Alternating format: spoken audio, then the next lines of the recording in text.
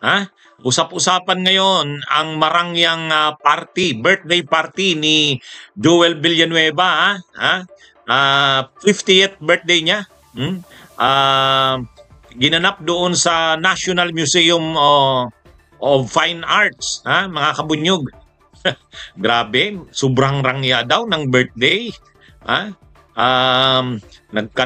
Nandun si Gary Valenciano, si Brad Pitt, maraming imbitadong mga kilalang tao sa lipunan. Magarbo yung birthday. At ginanap yung birthday na yon habang binabaha ang kanyang probinsya ng Bulacan. Yun, ang tindi. Ang tindi ni Boy Sulsol, Boy Dila, ano? Sa bagay, ang dami ba namang ang daming proyektong binigay sa Bulacan, ha? Si Chis Escudero sa kanya, 12 billion yun sa probinsya ng Bulacan sa 142.7 billion insertions, ha? Walang mga video pero maraming pictures. Kaya naghahanap tayo sana ng video pero maraming pictures. Yung marangyang birthday party, 50th birthday ni Joel Villanueva, mga kabunyog, mga kababayan. Itong birthday party na to, ginanap sa National Museum. National Museum. Ito kasing National Museum. Ito yung dating Senado. Ay ngayon National Museum for Fine Arts. Mayroong exclusive doon na parang function na pwedeng maging venue. Nirerenta, mahal.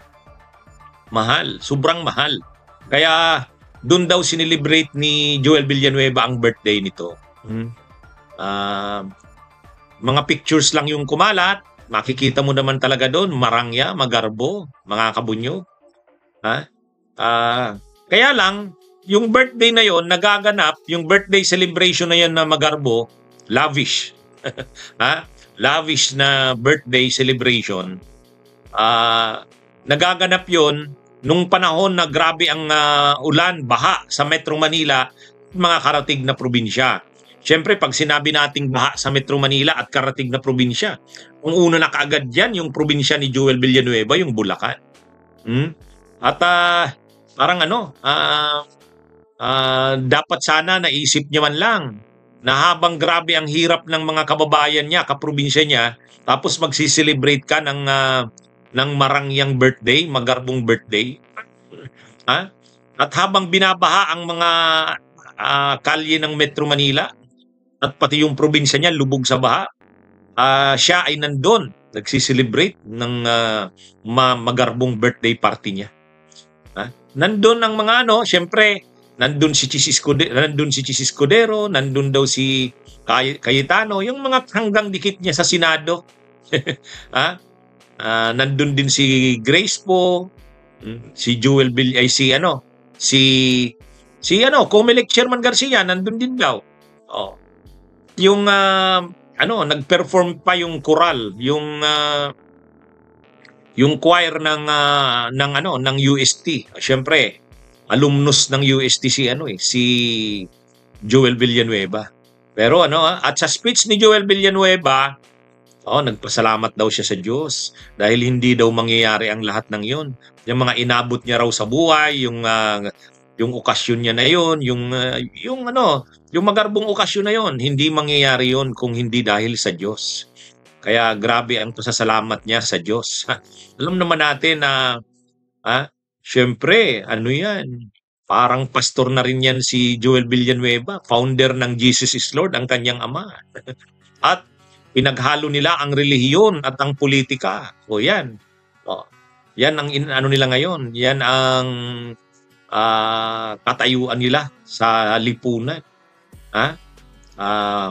Relihiyon at politika. Yun. Kaya ngayon, di ba ang pangalan pa naman ng grupo nila sa party list nung kanyang ama na si Eddie Villanueva, SIBAC, Citizens Battle Against Corruption. Pero dito sa confidential funds ni Sara, sa mga issue kay Sara ng katiwalian, wala, hindi nga pumirma yan si Eddie Villanueva. Si Joel Villanueva rin kasabwat ni Chis sa pagpatay ng impeachment ni Sara. Pero mga Citizens Battle Against Corruption. At Paano ka magiging citizens battle against corruption? Si Joel Villanueva mismo ay maraming kontrobersya ng corruption din sa ombudsman, na involved doon sa corruption sa TESDA, yung sa Napoles, ha?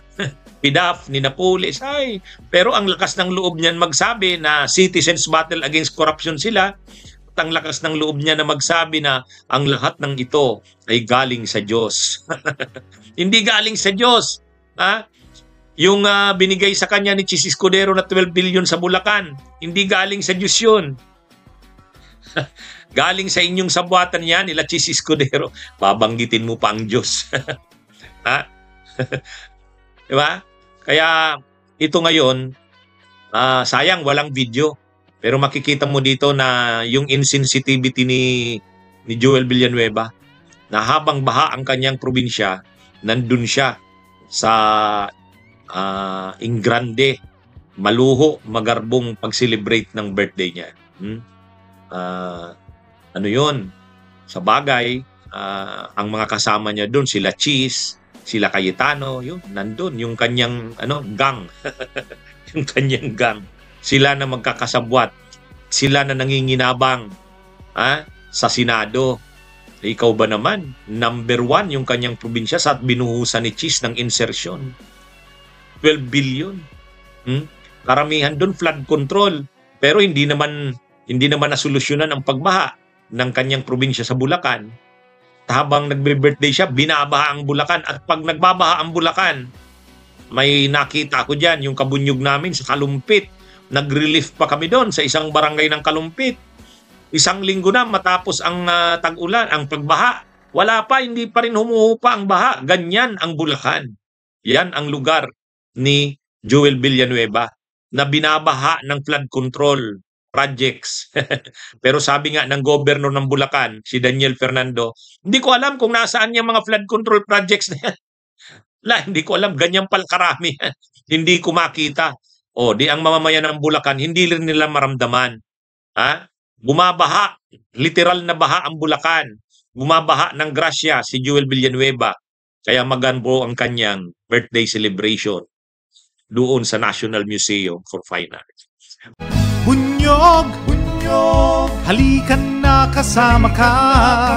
Bunyog, kapag buklod ay may pag-asa. Luzon, Visayas, Mindanao, isa ang pananaw. Sa bagong Pilipinas ang bunyog isisigaw.